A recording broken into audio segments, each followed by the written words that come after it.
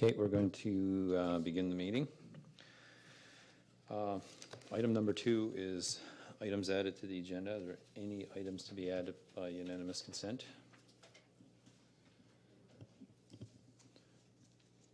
Councillor Gayesh. Yeah, it's not an item added, but I'm just seeing on the agenda, I don't see a question period on the agenda. Yeah, we've decided to remove that for the near Who decided to remove I it? decided. I just want to let you know that it's I'm the not a chair. decision of council. Yeah, it's not council. No, I decided as a You chair. decided as the chair. Yeah. There was another mic on. No, that was actually me, but it was the same question. Okay, okay. Any items to be added by unanimous consent? If not, I'll need a motion to approve the agenda. It's been moved by Councillor Boucher. Is there a seconder? Second by Councillor McLean.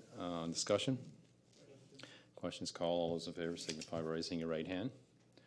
Motion carried. On to item 3, which is... Any opposed? Recorded. Motion carried. I thought I saw your hand up. Sorry about that, Councillor Gayesh. Item 3 is review of the minutes for September the 9th, 2019. Any questions?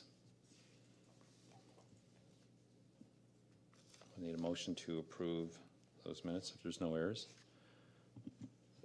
Oh, Councillor Martel? Oh, Or Deputy second. Warden Martel? Second. Okay, it's been moved by Councillor Gayesh, seconded by Deputy Warden Martel. We approve the minutes for September the 9th, 2019. On discussion? Questions called. All those in favor signify by raising your right hand. Motion carried. On to item 4, which is presentations. We have 2 presentations this evening, one being the Emergency Measures Organization and the other the Cape Breton Partnership. So I assume emergency measures. Okay, you can hit left-hand side or right hand of the red button. Okay, you can start. Sit up on the screens.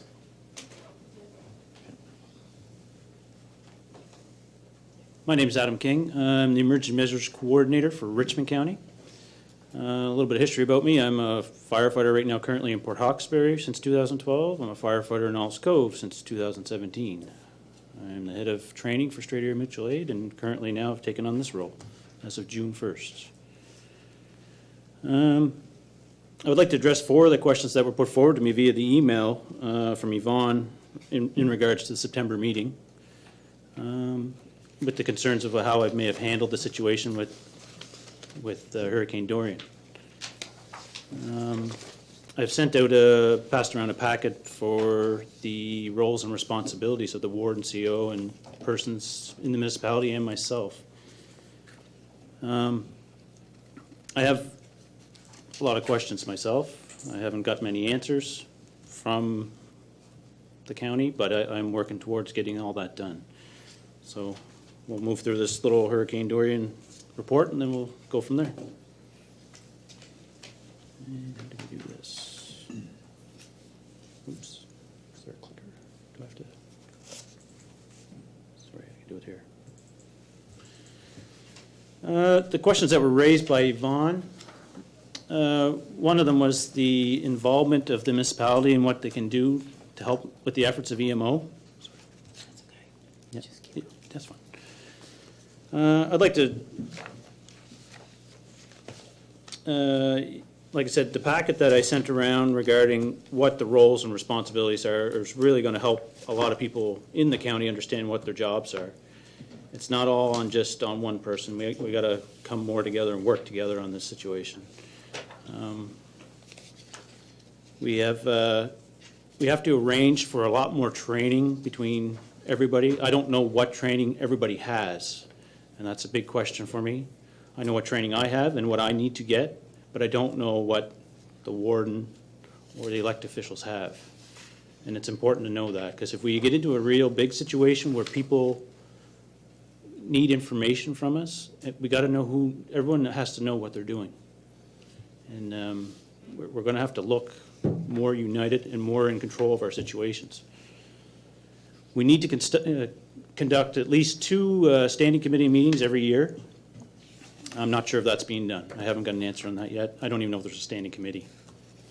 We need to have an emergency measures planning committee, but George tells me we may be calling it the emergency measures planning committee? Yeah, the emergency measures refers to the old act, George Museum, Nova Scotia, by the way. So the new act is the Emergency Management Act, so that just a terminology thing, it should be changed. Yeah, okay.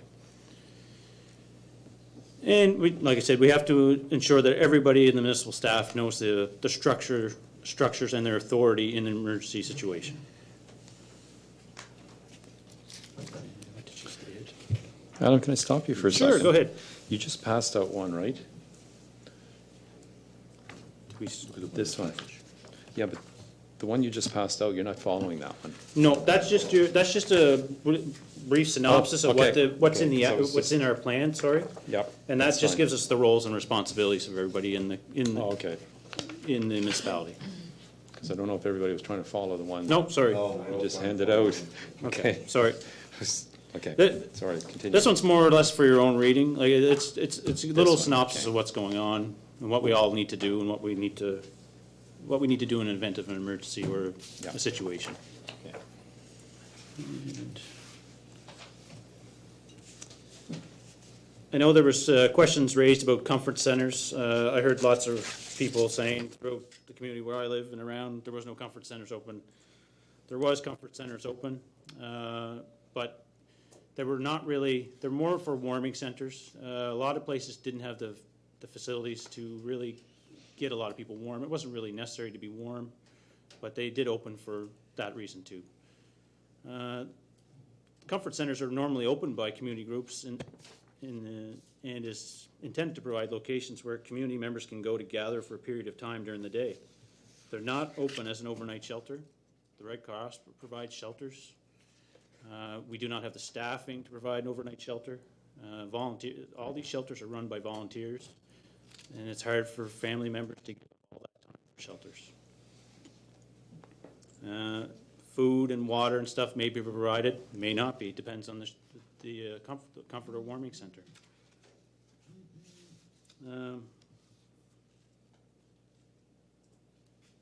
Just trying to remember what else we had there. Go to the next slide. Can we ask questions on each? Yeah, you can, fire away. Do you want to ask them at the end or throw It's up to you. That's up to- It's, if it's easier to ask them now while you got them in your mind, that's Yeah, fine. You can ask them now, all just right. put your mic on just for the listening Yeah, audience, I'm fine for that.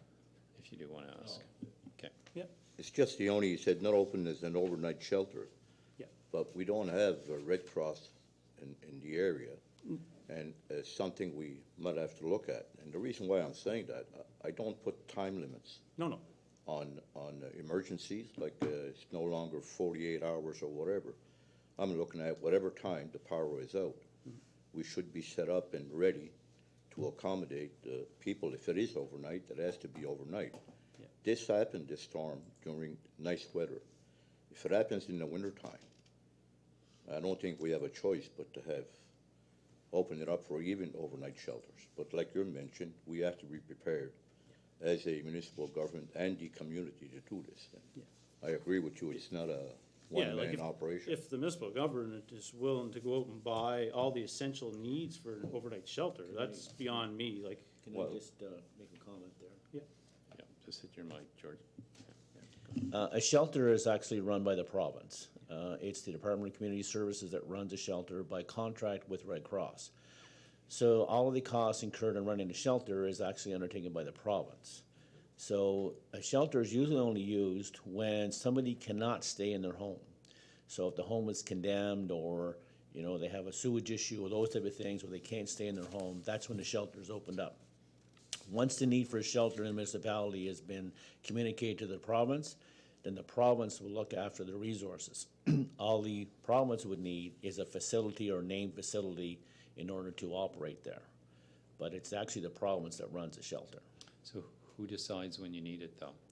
Well, that would come from the municipality, so through recommendation from Adam, for example, back to the staff and back to elected officials, they would say, okay, we have a situation here where we think we need a shelter.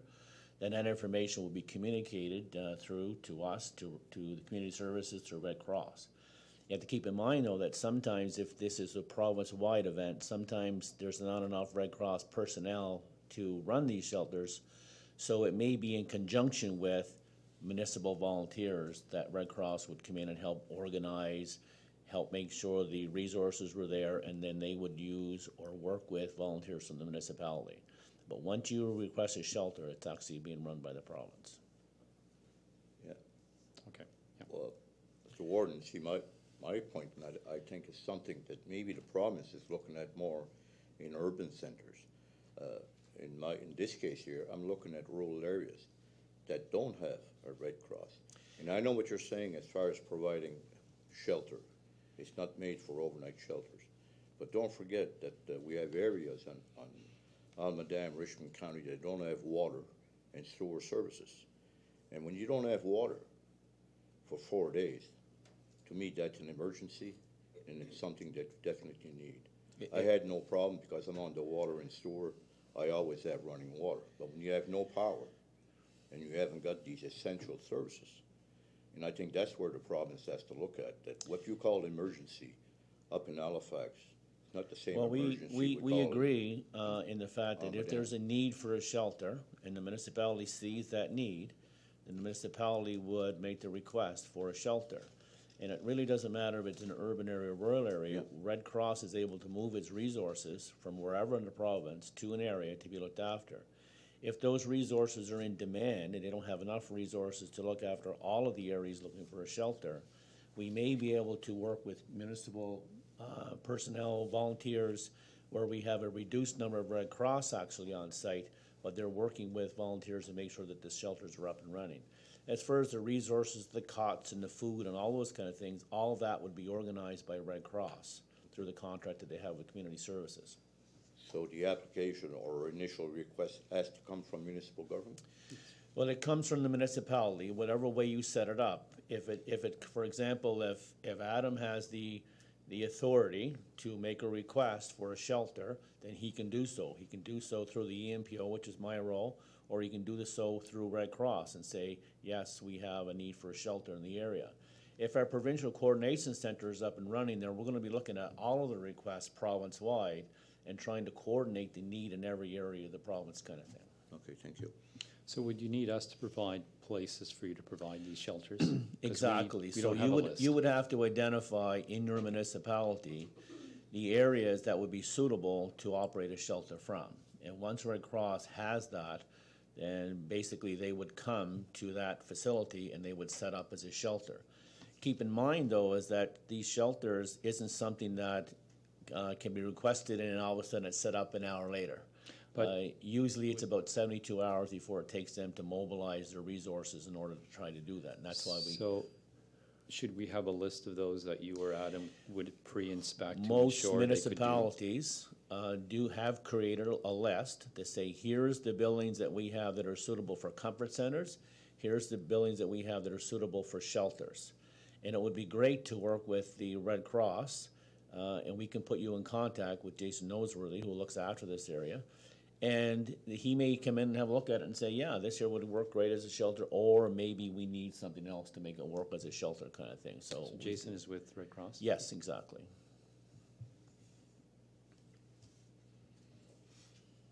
Okay. You can continue. So on the screen is the list of the centers that were open during the storm, all different times throughout the storm. Some were able to be opened more than others. Others had issues like water pumps failures or unable to get the generator started the next day. So that's something that was a little bit beyond our control. But most of these were open for quite a period of time. Adam, the generators that the county has, Yeah. were they delivered to all these spots during this outage? As far as I know, they were, yes, they were all up and running. Okay. Yeah. The only one that I was uncertain about was St. Peter's. I wasn't able to get a hold of anybody in St. Peter's prior to the storm and after the storm. I did get in contact with one gentleman just before the storm that wasn't on my list in the EMO plan, but it was given to me by somebody else. And he said he would get in contact with the people that were on the list. And once the power went out and we lost all phone service, I had no form of communication with these people. That was That's a big problem for me down the road. I can see that being a problem, and Well, you we have to spoke of- address that problem. Yeah, you spoke of these, you use these TMR radios after, Yeah, so I have my own personal TMR from Alsco Fire Department. That was my only source of communication with fire service throughout the storm for the first 4 days. And that was the only way I was able to get in contact with the fire service in order to create shelters. Most of the phone system, even where I lived, my phones were down for 4 days. So the phone was out. I had no way of contacting anybody, other than through a satellite phone, but if no one had phones, there's no point in calling.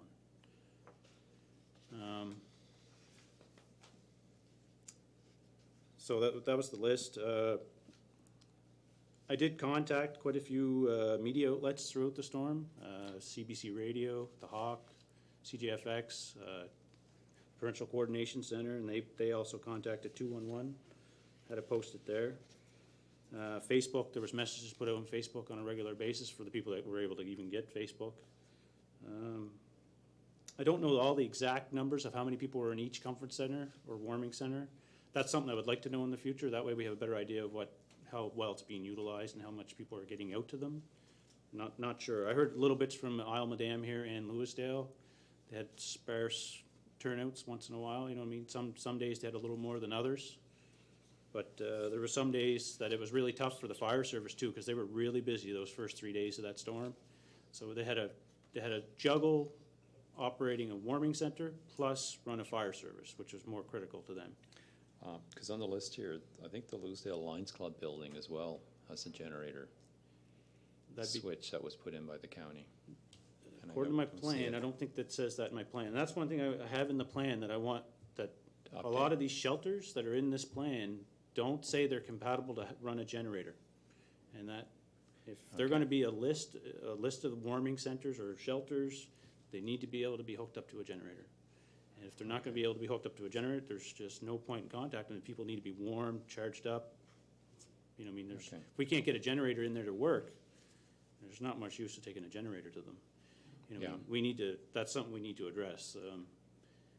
The ones that I did contact during the storm were the ones that were hooked up for a generator and able to use a county generator that they had.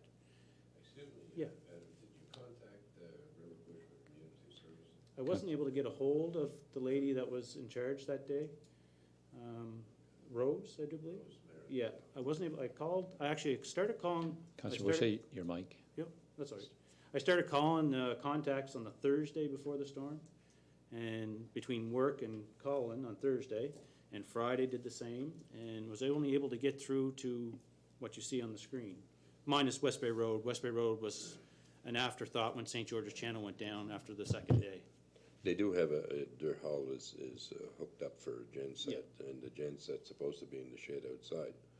Now, I haven't talked to anybody that says that place was open. No, it wasn't open that I know of. So, Like I said, I yeah. wasn't able to get in contact with anybody that was on the EMO list Yeah. as a contact. So if I can't get in touch with you, it's hard for me to coordinate a. Well, you can call me. I'll get in touch Well, with them. I need to have, so, Yeah. moving forward, I do have already some of these community centers and halls set up for a meeting with them Yeah. to get Okay. proper contacts, up-to-date contacts. Yeah, there I was told this plan was updated in the spring, Yeah. and it for sure was not updated in the spring. There was no way. I have great issue with that. So I guess my next question, Adam, is has anybody told you how many generators were purchased from the municipality for these all of these? I don't know the community centers? exact number. That's something I don't know. I'm trying to find that out myself because we were supposed to supply every community center with one. I know there was one in every fire department. Yeah, and that's in- another in issue the I county? have, is they shouldn't be at the fire department, they should be over at the halls where they can start them up, because nobody could get to the fire department Yeah, and, when they needed them. yeah, So, no, and I yeah. fully understand that. Yeah, That's- so I think, you know, the sit-down talks we're gonna have is to make sure that these halls, And that goes back to after- the planning committee, Yeah. that goes back to all these committees that we need to Yeah. form, and so people Yeah. get together and start communicating. sounds great, thanks.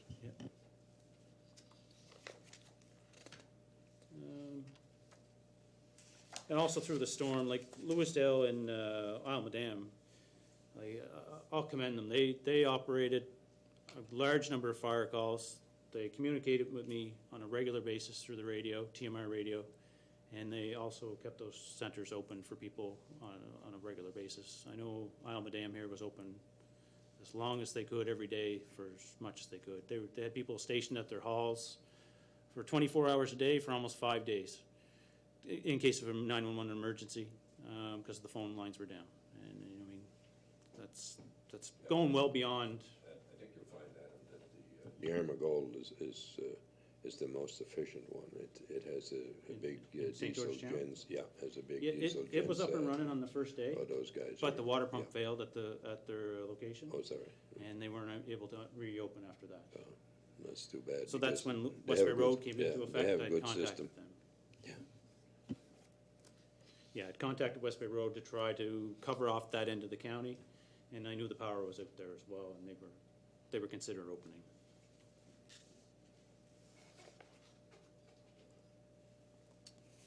So there's a little overview of some of the stuff that I did during the storm. It's just very brief.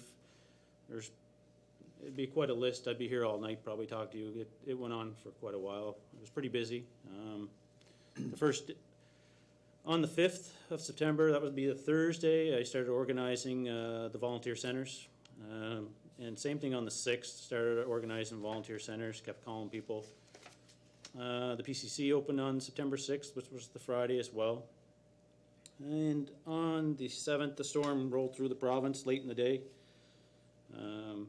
Participated in all the EMO meetings with the Provincial Coordination Center. The province had encouraged everyone to shelter in place for 72 hours. I do know I was receiving calls from a lot of people that they needed a place to go within the first hour, and it's pretty tough. If it was unsafe to go out of your house, and everyone's telling us it's unsafe, or stay in your house to be safe, it's pretty hard to start rolling people out to start up a center when we don't know what power lines were down on the roads and stuff like that. So I would encourage people to be ready for 72 hours. It's critical, or even a little longer if you have to. It's a hard thing to do to prepare for 72 hours. It's a long time, and I fully understand that because I went 5 days without power. It's a long time, you know. So, but it's something we got to prepare for. This is what the government's telling us. The government of Canada is telling us to prepare for this. It's going to happen. It's going to happen more frequently. We need to be ready for it. Adam, when you say volunteer centers, Yeah. coordination, which volunteer centers do you mean? The list you previously had? In this? Yes, sorry, yeah. With yeah, that, okay. yeah. And when you say a provincial coordination center, where's that and what is that? That was based in Halifax, correct, It's George? Halifax, okay. Yeah, that's our office. It's based in Dartmouth. So we have certain triggers that cause the PCC to open up. For example, if Nova Scotia Power opens up their emergency coordination center, we automatically open. If any municipality opens up their emergency coordination center, we automatically open. In addition, for storms like this here, we will open up prior to the event actually hitting the province, and we will stay open until everything that needs to be coordinated is done. Like this particular event, we stayed open for 10 days throughout the event to make sure. It kind of works best when we have a situation like this that's affecting the province. If a municipal ECC or Emergency Coordination Center also opens up to support the EMC or the Emergency Management Coordinator, even if it's done in an informal way, but that process works best when you have that linkage between, you know, the EMC, the CAO, and the elected officials, and then supported by the Provincial Coordination Center. All of that system works better when that's in place. But with no phone lines, is that going to be a top provincial issue? The issue with the phone lines, one of the problems that we have here is that when we have power outages, a lot of our phone infrastructure is affected by those power outages. So what we try to do is we try to prioritize with Nova Scotia Power some of the outages across the province that we have on our priority list. For example, in this particular event, sewer, water, and communications was in the top of our priority to try to get these power restorations done. So Nova Scotia Power is working as diligently as they can to get power restored to these phone towers in order to get the phone systems up and running. In addition to that, the power companies, or the phone companies, I should say, also had damage to some of their infrastructure from trees as well. So it is a priority recognized by us, and it is something that we're coordinating with Nova Scotia Power, with Bell, with Eastlink to try to get these communication systems up and running as quickly as we can.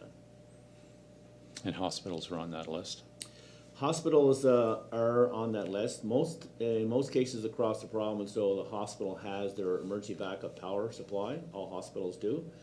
So they probably would be lower on the list just because they're able to supply themselves with emergency power through their own means, so their own generator kind of thing. But if that generator went down, then of course the hospital or something like a hospital would move back up to the top of the priority list for power restoration. It's a complicated system. Didn't realize it was. Yeah, it truly was an eye-opener to be involved with the PCC and trying to understand the ins and outs of how that really worked. It was new to me. I never really knew there was such a avenue for the Yeah. county to work through. But it helped to restore a lot of the infrastructure that was going down in the county. Probably most people didn't even know that it was happening, and it's a simple matter of just saying to someone, we have a problem with our water and sewer, and we need the power back online. And they'd help bump that up the priority list to get things restored. And it's a great system that they have that way. On September 8th, the Sunday, the storm has passed through the day, and communications across the county were still down. At that point, I had no county email, as well as my phone, internet, data, everything was down. The only thing I had available to me was my TMR2 radio. I had my TMR2 radio provided by the county for EMO, but not much communication I could do with that because it doesn't have the same fire channels in it. It doesn't have the fire channels in it as the fire TMR2. It's a little different TMR. So who would you communicate with that radio then, if you're on a channel of your own? With EMO, sorry, or With the with one provided by the county? the county, it would be with EMO.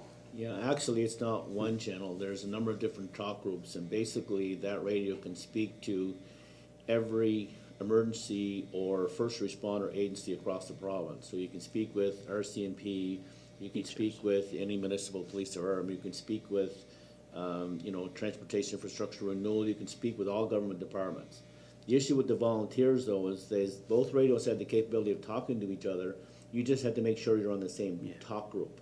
So one radio can be changed over to a mutual aid or a talk group that's common to both, and you can speak that way.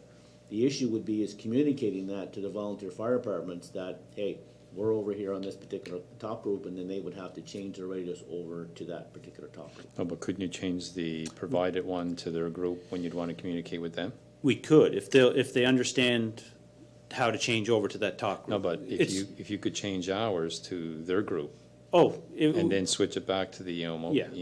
We'd have to get into a training scenario with them to understand how to switch between talk groups. Yeah, one of the issues with the TMR radio is they can't scan like radios in the past. So, for example, if Adam switches over, then any communication that's going to him from us is going to be cut off for that particular time that he's over there, because it will not scan the different talk groups. So once he makes a commitment to switch over, then he's going to lose that particular talk group that he was in. So the system really works best if we're all on that particular common talk group. And that would be an education process, like Adam said, that we can come down and we could get public safety field communications to come down to the area and talk about how these radios can talk to each other. Okay. Back in July, I'd organized TMR2 training for Alma Dam here at their fire department, but it was only done for the fire department and how they use their radios, just for fire use, really. Yes. It takes a lot of training and a lot of But understanding what's going on. They can communicate with the RCMP on that Yeah, and EHS. yeah. So the radio that you have is EMO. I would have assumed you guys would have been kind of Yeah. all together, but you're not then. EMO is a separate group. Yeah, the radio provided it has some different Yeah, channels it's- available. It's not on a separate, I mean, everything is built in the radio with all these different talk groups in it, so pretty well all of the first response agencies and all government departments are all tied into that radio. But we just have to make sure that we communicate which talk group we're actually running the event on.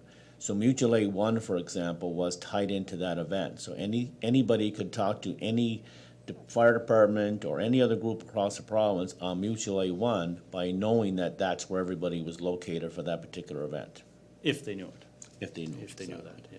And a lot of them didn't know that Mutual Aid One was the common talk group. So that's where the issue lied for me, like trying to get in touch with people. Okay. And also on September 8th, the conferences continued quite regularly with the PCC. And same thing on September 9th.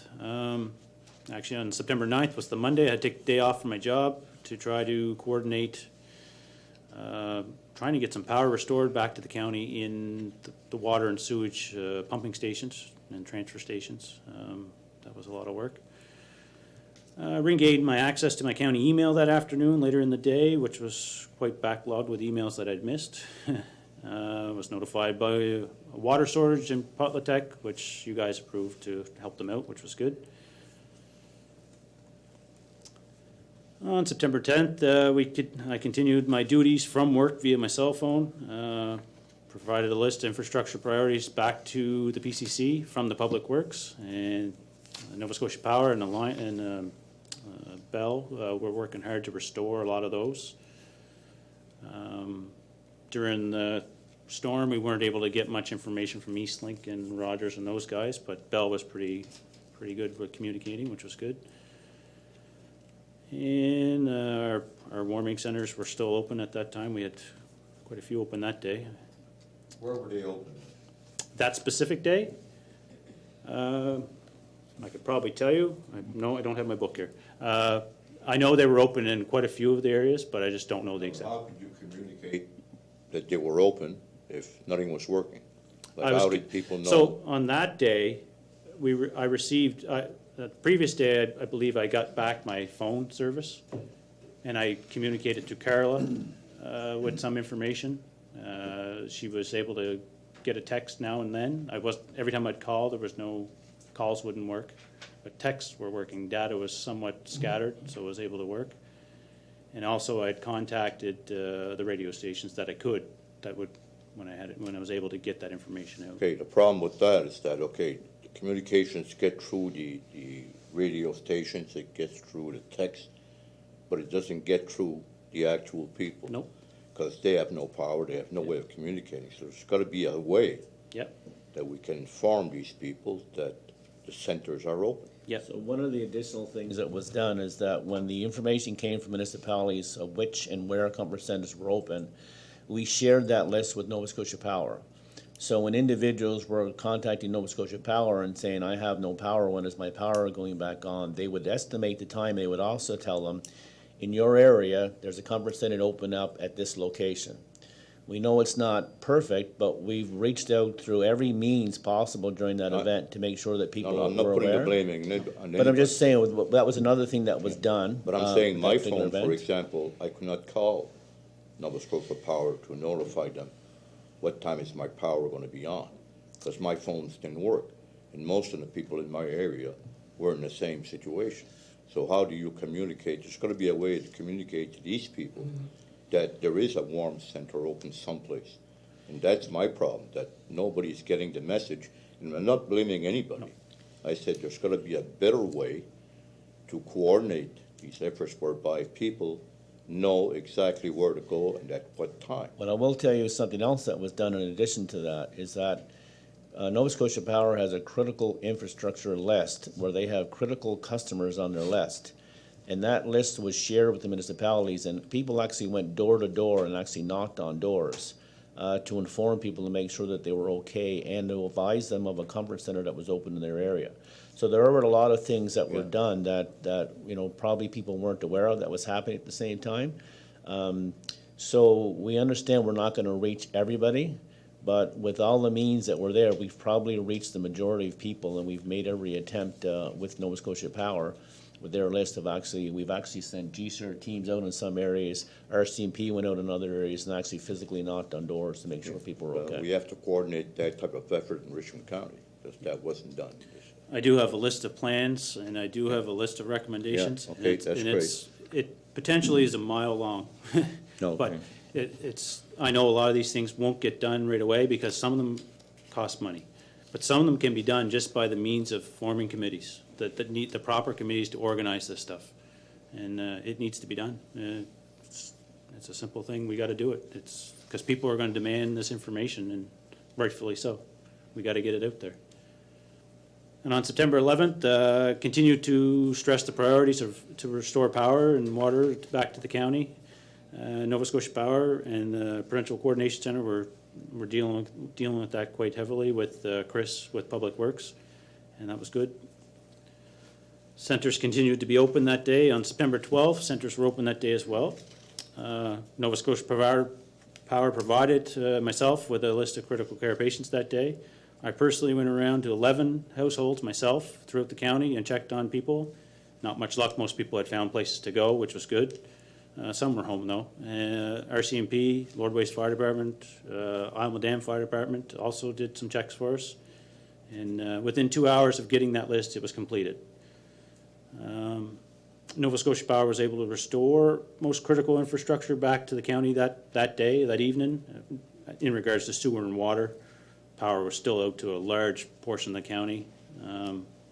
I continued to pass that on to the Provincial Coordination Center that we were still dealing with widespread phone outages and power outages, and it was hard for people to communicate. September 13th, stuff did start to normalize later in the day. We started to get back a lot of the power in the county, and the phone service was starting to arrive more frequently across the county as the generators were coming in from other places outside of Nova Scotia to help generate some of the phone stations. And continue with the teleconferences with the Provincial Coordination Center. That day, West Bay Road was even open for a warming center. They hadn't opened prior to that. I had called them before that to see if they would open when I heard St. George's Channel was down, but they had no need to open, but then they were contacted that day by their county to open as well in Inverness. On September 14th, things are starting to get a little better in the county. Power is starting to progressively be restored. Continue with PCC teleconferences. On the 15th, it's about the same as the 14th. There was not much change in this county. Things were kind of flattened out that day as per power restoration and phone service. And on the 16th, I still continued to be involved with the meetings with PCC. Very small pocket of the county was without power. It was more down towards, there was a couple pockets here in Isle Dam, and there was the largest pocket was more down towards Framboise, down that way. Oops. So moving forward, we do need to set up talks. I'm currently set up talks with community centers. I'm considering that they all know to open within 48 hours after an event if they feel they need to do so, if it deems that way. Because if I can't communicate with them like you were saying, how do we know when to open? Or how do people know that it's going to be open? I think if we let them know that you have the opportunity to open at 48 hours, and if they tell their community members that they will be open at 48 hours, and then if we can get the information out, try to do our best on our end to get the media information out, then everyone should know that the centers will be open. It's going to take a lot of coordination with the volunteers and the people that work in these centers, or community halls. But that's where I've started with, trying to go around to all these community halls and to address this concern. I'd like to be able to advise the media long before an event which warming centers on the lead up to the event will be open, and when they will open within the 48 hours. I think we need to get more public information out about those centers, what they provide, what they may have at that time. If it all be just water and maybe tea or coffee, but if people know that that's what's there, then it will help them make a decision if they want to go there to get warm, get a drink, whatever, to that effect. And we'll try to provide information to these centers when the restoration times for power and stuff like that, see if we can get information out there. I'd like to be able to get more pre-warning information out to the public. We need to be able to get it out on the Facebook page. We need to be able to get it out in the media. It's probably not something that's really been done, but we did try to do some this time, but it wasn't even enough at that point. Like I said, I started on the Thursday before, but it's too late then. We've missed the ball probably. We should have been started months before that. It should be all year round as far as I'm concerned. I'm trying to establish community contacts. That way, when there is issues in their community and maybe not everybody else's community, that they can contact me with the information that they have, whatever problems they have. And that way, if I may not know the power's out in Framboise for 2 days. I don't watch TV that much, to be honest. I don't have time. You know, I mean, and I may not know. And if no one contacts me, I will never know. But if these community contacts that I try to make in these communities contact me and say, we have a problem here, then that way I can deal with it more efficiently. The Nova Scotia Power site is updated every 15 minutes, they said. So did you get to view that throughout this outage to see? Sometimes, when I had power, when I had phone, data, internet, I didn't have it for 5 days. So it was very hard for me to see that information. The first 5 days, I had nothing. Okay. And Deputy Warden? David, Adam, Yeah.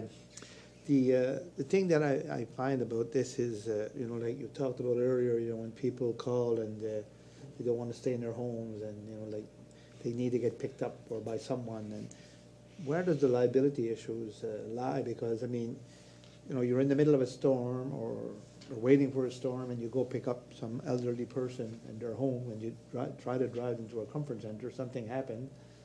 Where does the liability fall? Because, I mean, now it's not like it used to be. Yeah. Before, you could do all these things and there was never a word said. Now, you do anything out of the way, first thing you know, you're getting sued as an individual. So how do you kind of, and maybe that's something for the committee to talk about at some point. It definitely is. And discuss, but even from a municipality perspective, you know, like if the municipality does something and somebody gets hurt in the process and we're part of that process, then do we get sued or, you know, like, so those liability issues are hanging over us all the time here, so it's something that we really need to discuss and put in perspective. Definitely. And that's what goes back to sheltering in place for 72 hours and being prepared. A lot of people still have a lot of family members. Granted, some people live in our community that don't have family members in this community, and that's the hard part for those people. They don't have someone to turn to.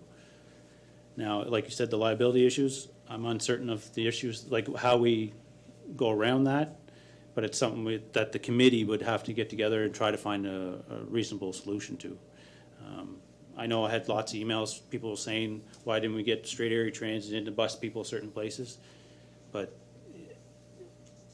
at some point, some people couldn't even get, how could we get in communication with some of these people when most people didn't have power and phone and had no way of seeing what was going on? A lot of people were in the dark, and it's tough. And then goes back to liability. And that's not a decision that I can make. That's something I have to go through. I'd have to start up an ECC, Emergency Coordination Center, and probably get a decision from people a lot higher up than me, and we'll have to make that decision as a collective. I think that's where the province has to come in and decide how much liability they're going to fund, so. Councillor Gayesh?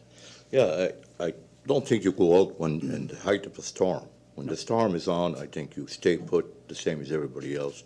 What we're talking about here, when the power is out completely and there's no storm, then you do your mobility aspects you have to do or whatever coordination that has to be done. I don't expect anybody from EMC or anybody fire departments to go out in the height of a storm, going at homes trying to get somebody out to a comfort center. That will be completely not acceptable. I'm talking about when the power is out and you got somebody that needs transportation afterwards. And what I call about comfort center is a comfort center when the power is out. It doesn't mean during a storm. I mean when the power is out and they have no water, they have no means of electricity. That's the type of center I'm talking about. It's something that we'll have to get together as once, and if there is a committee formed. I'm not sure of what committee is formed. And it's something we'll have to work on, and we'll have to reevaluate and try to make better decisions that way for the public. Councillor McLean? Thank you. Yeah, I think one of the first things that you said might be one of the most important, and that is it's time to get a standing committee on the go. You know, these things, I think we were fairly lucky in Richmond County for a long time without having such a storm of such power kind of passing through, and when it does happen, then you're obviously trying to to figure out what happened and why, and try to make sure that we're doing improvements. So, you know, I think moving forward, I think in the very near future, it would be, you know, on us to pull together a meeting with yourself, with the fire services coordinator, possibly RCMP, and you know, when you go such a long time without these things happening, then it's easy for people to just sort of lose communication and not really know who's doing what and when and where and all that stuff that comes along with it. So I think, you know, having that standing committee, and I will certainly put my name forward as far as being a part of that, just making sure that we're on the same page and opening the lines of communication and brainstorming and just putting together a plan so that if and when this is going to happen again, not if, when this is going to happen again, as Councillor Gayesh mentioned early on, you know, if that happened to be in February, that's just a completely different story and it's a different conversation altogether. So, and you know, in saying that, I do know that speaking to some linemen and some firefighters with the damage that was done from Dorian, you know, there's great concern about what the winter time might bring as far as damaged trees, damaged power lines, damaged power poles after the last storm. So it's something that we obviously need to plan for, and it's time for us to sort of put a plan in action. And you know, just in this presentation tonight, I know that you've shed a lot of light on the things that you do. So you know, we're appreciative of the efforts that you had throughout the storm. So thank you for that.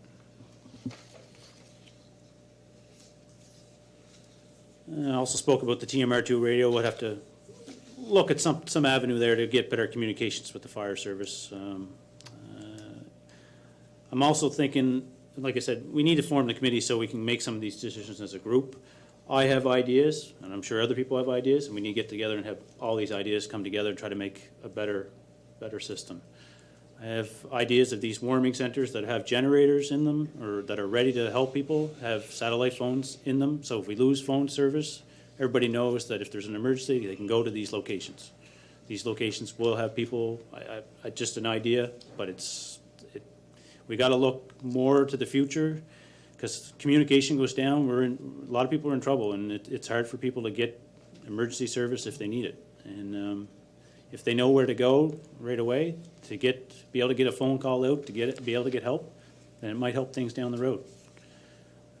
I know that I myself need to obtain more training. Like I said, I'm still new to this job as of June, but I know what I'd like to get and try to get moving forward on that.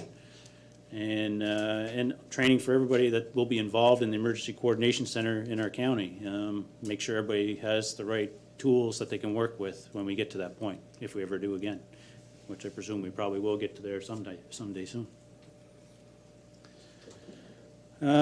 Also, I've been speaking with George about redoing the emergency management plan. I can't redo it without having the committee and having everybody in place and to try to organize it to understand what we need.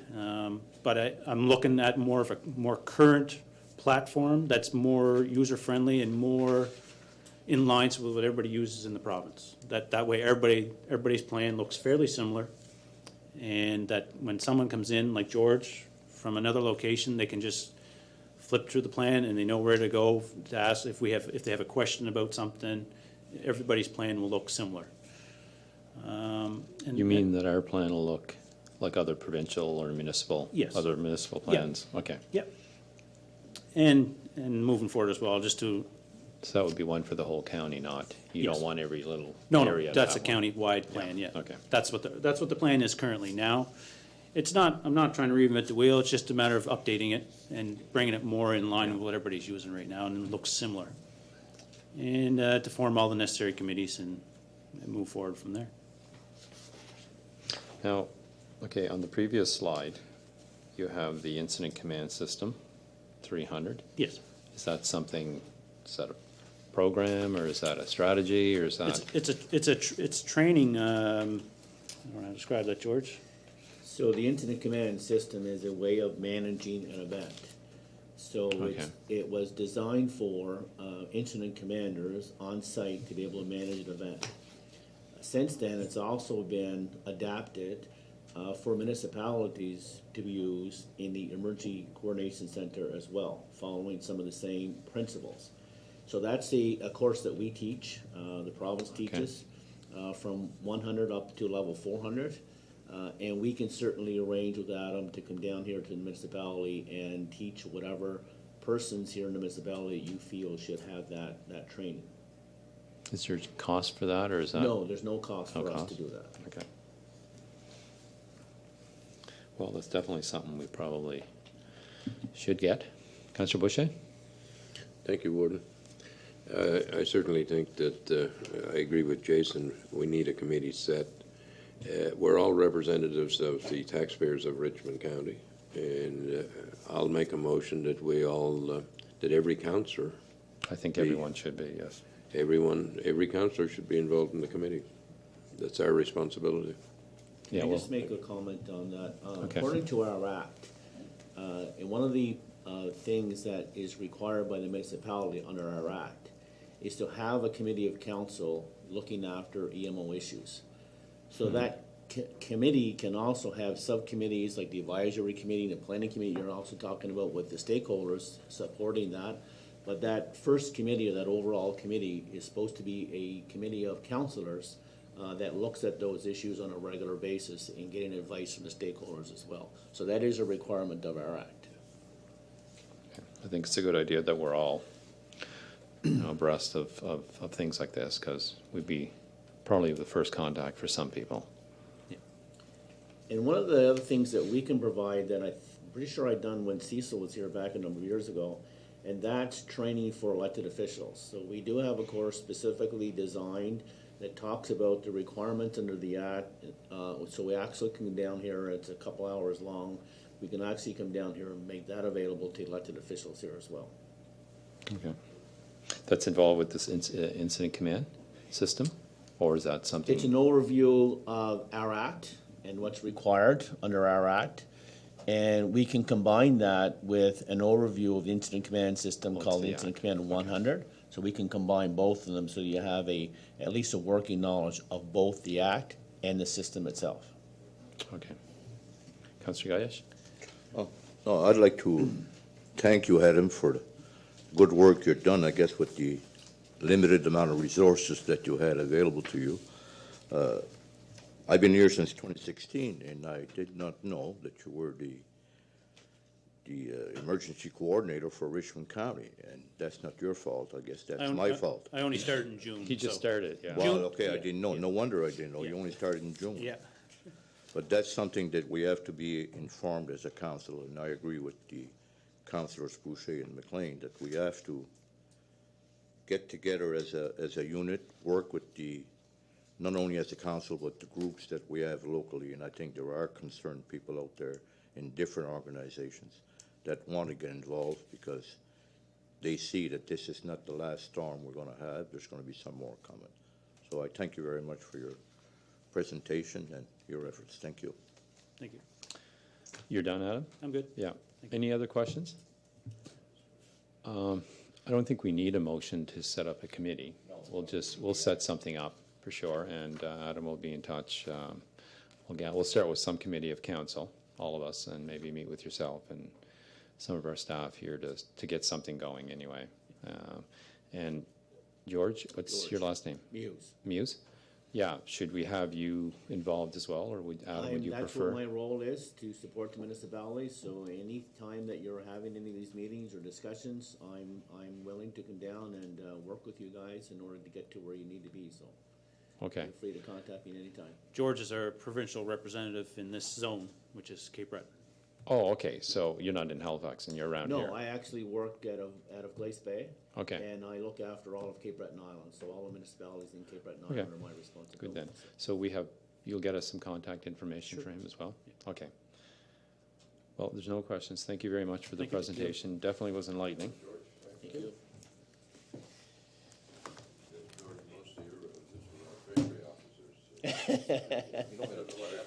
I did have a views, I know, but I wasn't relative. I don't have it on me, but I will make sure that Adam has my information.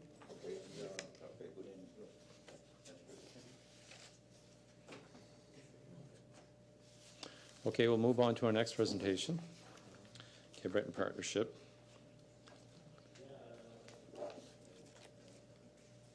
And the mic is on, Carla.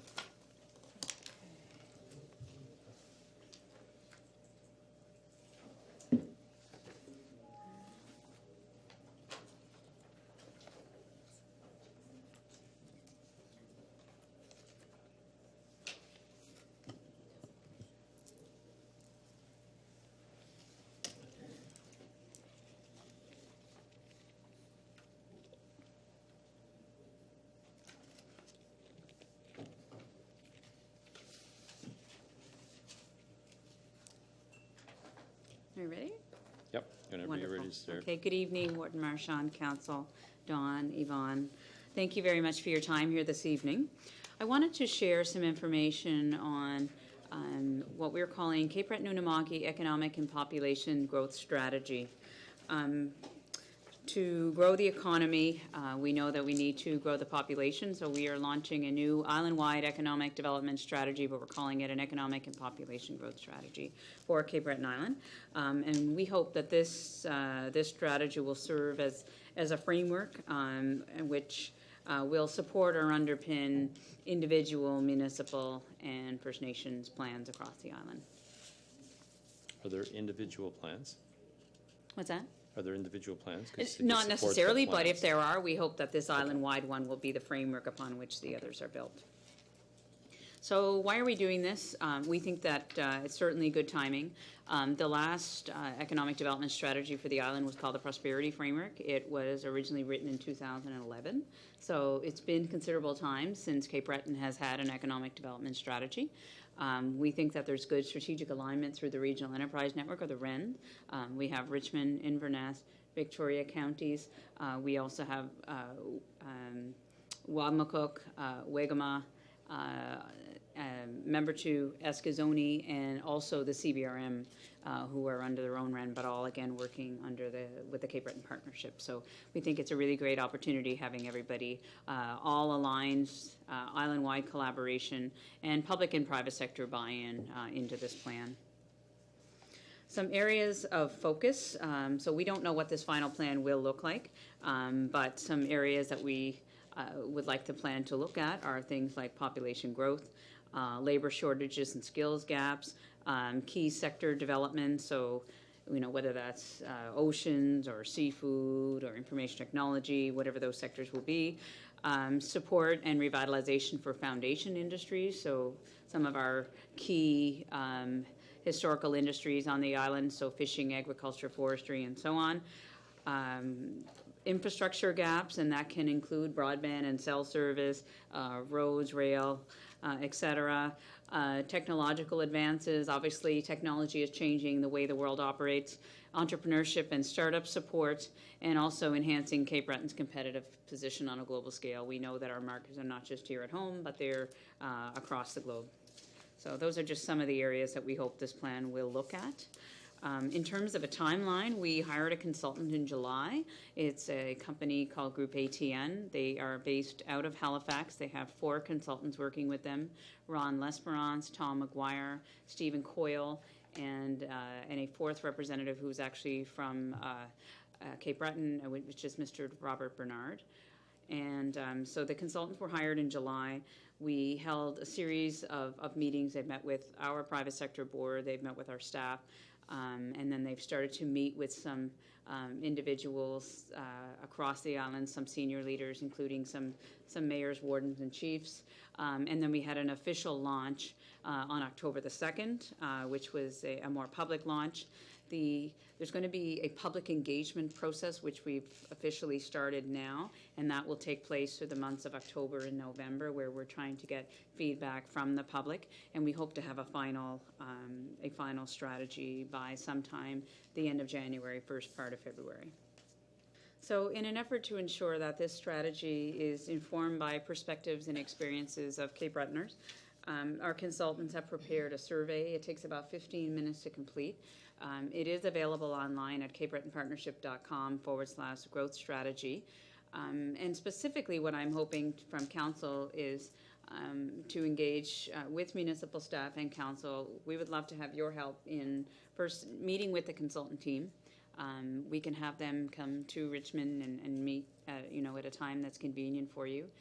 We would encourage you to take the survey online if you're interested and promote that within your networks. It would be great even if we can put it on the municipal website and what have you, to encourage people to take that.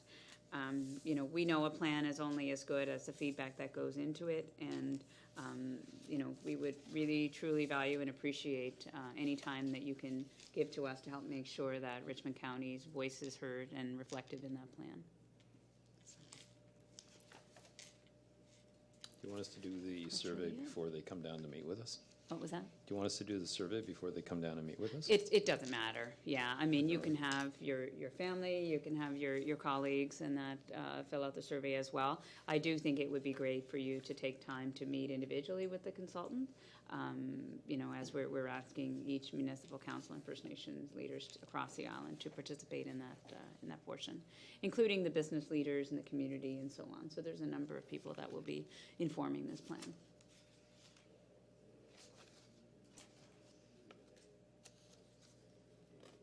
So do you have a date when they'll be coming down, or should we? I don't, but we can get back to Dawn and Yvonne and maybe work with you to find Get some something that date. will work well. Okay. And they can meet with you here in Richmond.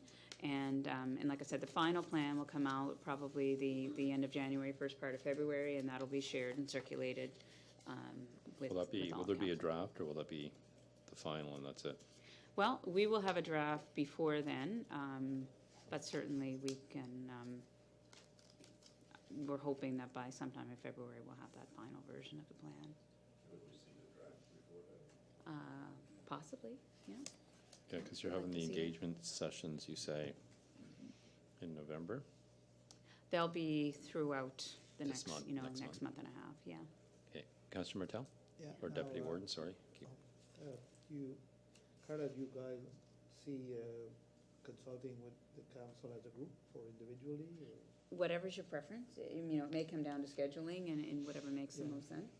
Yeah, 'Cause I mean, like, it'd be hard to get us all together at one time. Absolutely. For a consultation, but I mean, maybe just talk to some people who set some certain dates or times when people can sit with them, and even here, at this office, sit with them and have a yarn, you know, and talk about what's happening. Have to be Absolutely. an evening, maybe that all of us could be ready, yeah. available, if you wanted to get us all together. Yeah, and I think, again, so there'll be others, you know, and if there are other groups that you think of that, you know, we're having them meet with, you know, the community college and the university and key business leaders, and so there's a number of folks that will be also asked to participate. And then the website link is available for the public and anyone else who wants to make sure that they, if they have feedback that they want to provide into the plan. Any more comments or questions? Thank you, Carla, and we'll wait to hear from Don and Yvonne once you communicate the time these people are coming down. We'll see if we can coordinate something. Thank you. Thank you very much. Okay, on to item 5, which is the terms of reference for the airport committee. Has everybody had a chance to read that? What we do need is a motion to accept that, pending any revisions.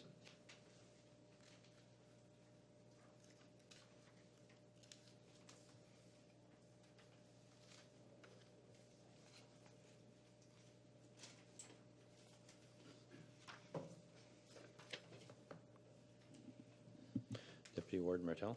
So who's the member of the airport committee? Currently, Wasn't me, I don't think. You're the Oh. alternate. I think it's just you. who? It's just me I now. think it's just you. Yeah, That's you. we will need an alternate. He's the alternate, I think. Yeah, for the SAT, for SAT. Yeah. Once we accept that. Yeah, so the CAO and myself, they want 50%, but they want as well, like the EDPC now, I think you have to have a member from each of the three there, so.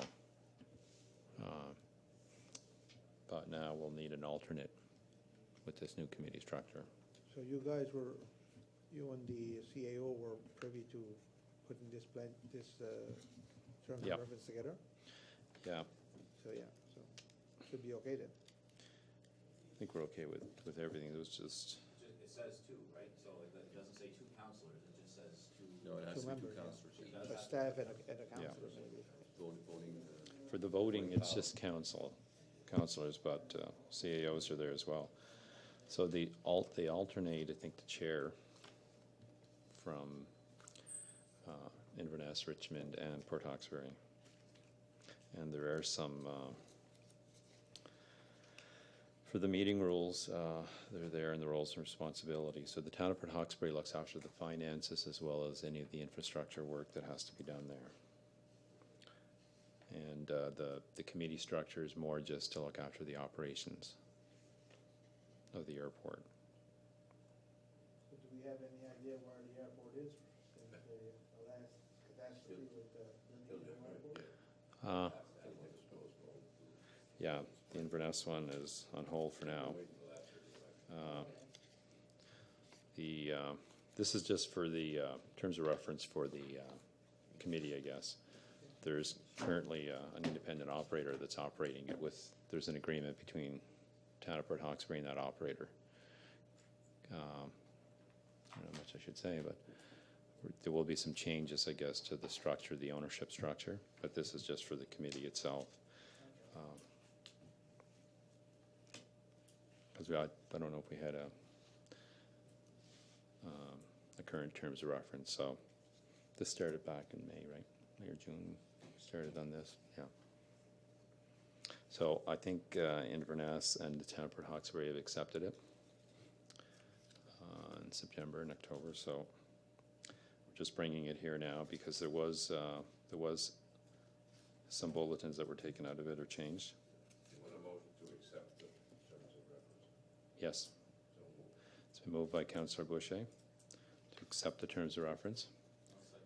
And seconded by Councillor McLean. On discussion. Questions called. All those in favor signify by raising your right hand. Motion carried. On to item 6, which is review of the checks. So if you have any questions, you can email myself or the CAO. No items added. We have an in-camera session. Personnel issues, and there's some contract negotiations to discuss. So we'll need a motion to go in camera. So moved by Councillor Boucher to go in camera. Is there a seconder? Seconded by Deputy Warden. On discussion.